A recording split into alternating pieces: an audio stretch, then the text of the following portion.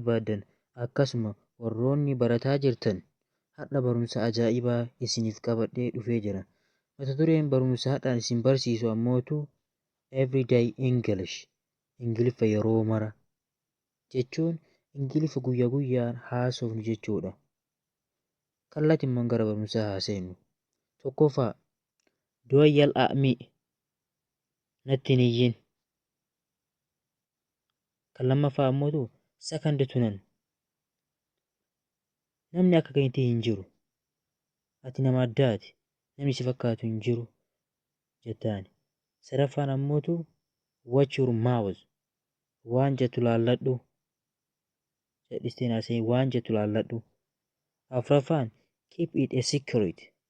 Akka mistiraatitti qabi. Akka mistiraatitti kaayi. Shanaffaan right as rain. Dhugaa akka roobaa jechuun ati dhibbatti dhugaa haasofta. Wanni ati jettu dhugaadha.